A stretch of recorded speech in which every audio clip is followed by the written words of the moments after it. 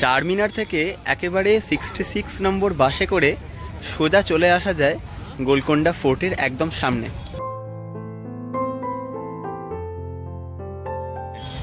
এই কাউন্টার থেকে 25 টাকা দিয়ে টিকিট নিয়ে নিতে হবে। তারপর এই হচ্ছে এন্ট্রি গেট। পিছনে এটা হচ্ছে গোলকোন্ডা ফোর্টের প্রবেশদ্বার, এবং প্রবেশদ্বারের সামনের জায়গাটা না খুব সংকীর্ণ, দেখতে পাচ্ছেন ছোট জায়গা। মানে সাধারণত কি হয়, সামনের প্রবেশদ্বারের পরেতে একটা বিশাল বড় রাস্তা থাকে, সেখান থেকে এসে প্রবেশ হয়, কিন্তু এখানে রাস্তাটা খুব সংকীর্ণ, এবং সাইডে একটা ওদিক থেকে এন্ট্রি আর এদিক থেকে একটা এন্ট্রি আছে। এর কারণ হলো আগেকার দিনে কি হতো, হাতি দিয়ে ফোর্টের দরজা ভাঙা হতো, এবং রাস্তা যদি সমান থাকতো হাতি পর্যন্ত জোরে এসে ধাক্কা মেরে দরজাটা ভাঙতে পারতো। কিন্তু যেহেতু জায়গাটা ওখান দিয়ে ঢুকতে হচ্ছে, তো হাতি যথেষ্ট মোমেন্টাম বা ভরবেগ পাবে না যাতে এসে ধাক্কা মেরে গেটটা ভাঙতে পারে। এটা তার জন্য করা। এটা খুব একটা চালাক রণকৌশল বলা যেতে পারে, ঠিক আছে। আর এখান থেকে দেখতে পাচ্ছেন এই যে প্রবেশদ্বারের এখানটাতে ময়ূর আঁকা আছে, নকশা করা রয়েছে।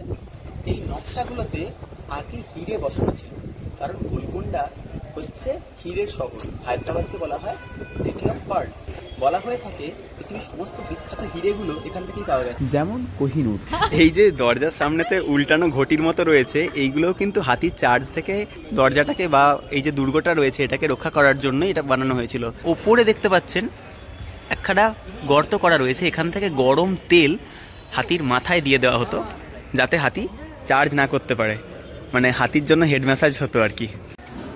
একদম এন্ট্রির পরেতেই এই জায়গাটাতে আমরা চলে আসছি, যেখানে এই মাঝেতে দাঁড়িয়ে যদি কেউ হাততালি দেয়, হ্যাঁ এই যে রিমা হাততালি দিচ্ছে দেখতে পাচ্ছেন, তো এই ওপরের স্ট্রাকচারটাতে এটা রিফ্লেক্টেড হয়ে সোজা এই আওয়াজটা ওপরের প্রাসাদে শোনা যাবে।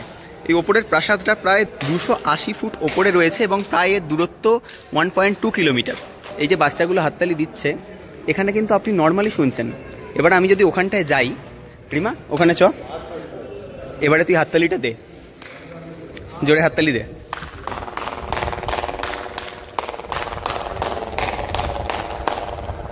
এখানেতে আপনারা দেখতে পাচ্ছেন আওয়াজটা ভীষণভাবে অনুরণিত হচ্ছিল।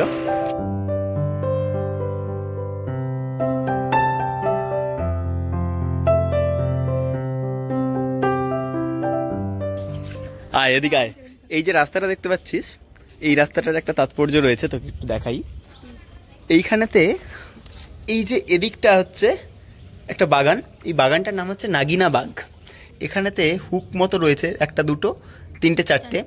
এই হুকগুলো তোর দোলনা ঝোলানো হতো, বুঝতে পারলি, প্রত্যেকটাতে আছে। এখানেতে মুসলিম ঘরের যে সম্ভ্রান্ত মহিলারা তারা এসে এই দোলনা থেকে দুলতো। আর এইখানেতে যে জায়গাটা রয়েছে এইখানটা পুরো জল দিয়ে ভর্তি করে দেওয়া হতো। এখানেতে ফোয়ারাও ছিল, তো এখান থেকে যখন হাওয়া যাবে তো যারা ওখানে বসে দুলছে তাদের ঠান্ডা হাওয়া লাগবে, এসির মতো কাজ করবে। আর হ্যাঁ, প্রাকৃতিক এসি।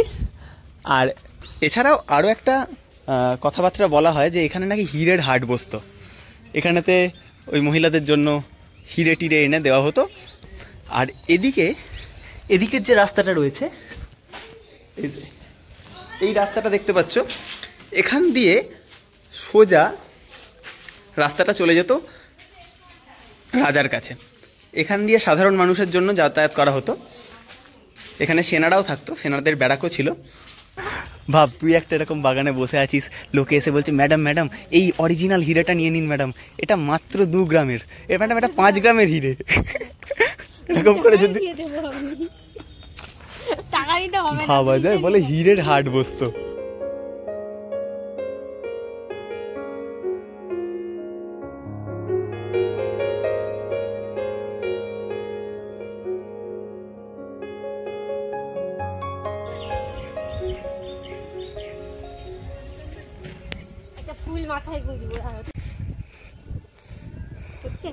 হ্যাঁ হ্যাঁ হচ্ছে হচ্ছে। এই যেটা দেখতে পাচ্ছিস এখানে বসে আগেকার দিনে রাজা মহারাজারা পটি করতে, বুঝতে পারলি তো। এই যে সমস্ত লাইটগুলো দেখতে পাচ্ছেন চারদিকে রয়েছে লাগানো, গোলকোন্ডা ফোর্টেতে লাইট অ্যান্ড সাউন্ড শো হয়, তার জন্যেই এই গোটা ফোর্টেতে লাইট দিয়ে ভর্তি করা রয়েছে।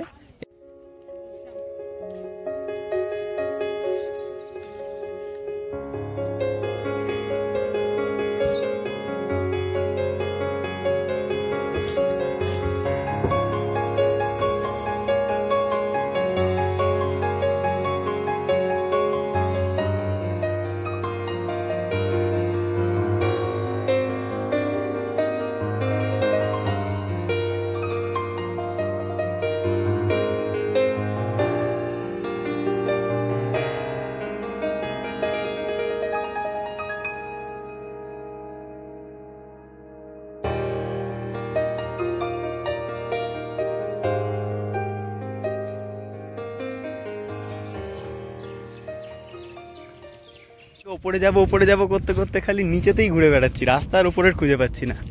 তো অবশেষে মনে হচ্ছে ওপরের রাস্তা পেয়েছি। দিনটা দিতান তাদেই দেই, স্বর্গে যাওয়ার রাস্তা এই।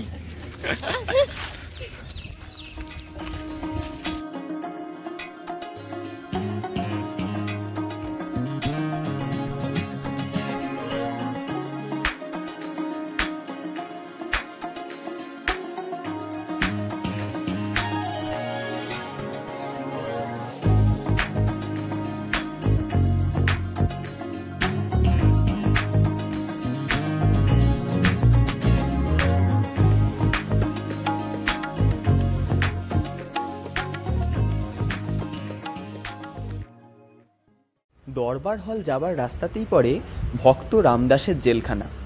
ভক্ত রামদাস একজন ট্যাক্স কালেক্টর ছিল এবং ট্যাক্সের টাকা চুরি করে তিনি রামের মন্দির বানাতে চেয়েছিলেন।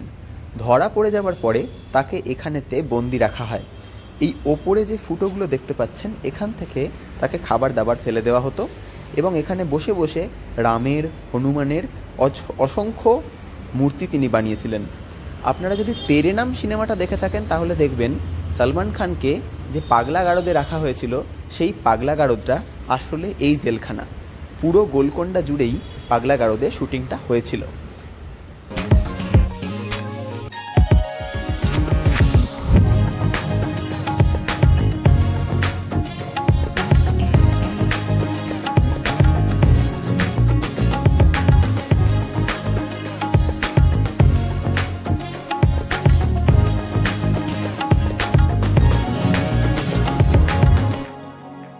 বহুদিন পরে পৌঁছিনু এসে ফোর্টের ছাতের মাঝে।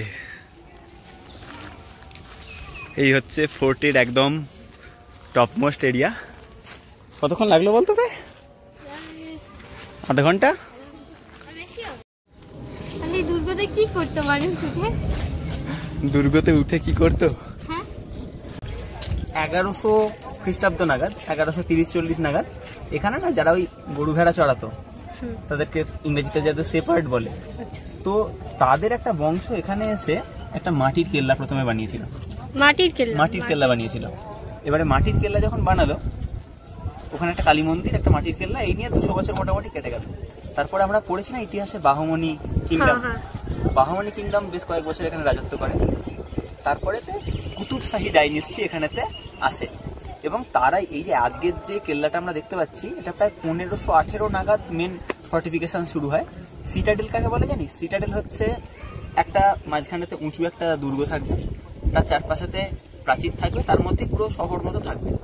তো ফর্টিফাইড সিটাডেল বা দুর্গীকৃত একটা শহর বানিয়েছিল এই কুতুব শাহী ডাইনেস্টি।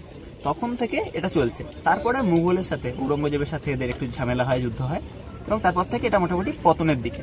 এবং আজকের দিনে পুরোপুরি ভগ্নপ্রায় এটা। তো এই হচ্ছে এই ফোর্টের মোটামুটি ইতিহাস। গোল্লাকুন্ডা থেকে গোলকুন্ডা। গোল্লা মানে হচ্ছে শেফার্ড বা যারা গরু চড়ায়, আর পাহাড়, কুন্ডা মানে হচ্ছে পাহাড়। তাহলে শেফার্ডদের পাহাড় বা রাখালদের পাহাড় বলতে পারিস, সেটা হচ্ছে এটা। এই দূরেতে আমরা দেখতে পাচ্ছি এখানে চেয়ার সাজাচ্ছে, এখানেতেই হবে আমাদের লাইট অ্যান্ড সাউন্ড শো, একদম নিচেতে।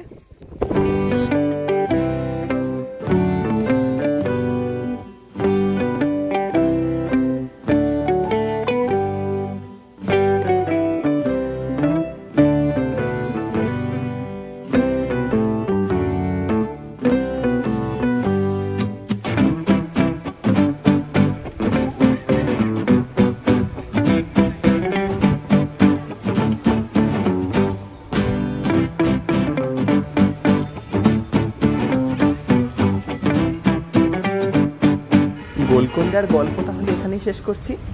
দেখা হবে আর একটা নতুন ভিডিওতে। ভালো লাগলে সাবস্ক্রাইব করতে ভুলবেন না কিন্তু। ধন্যবাদ, টাটা।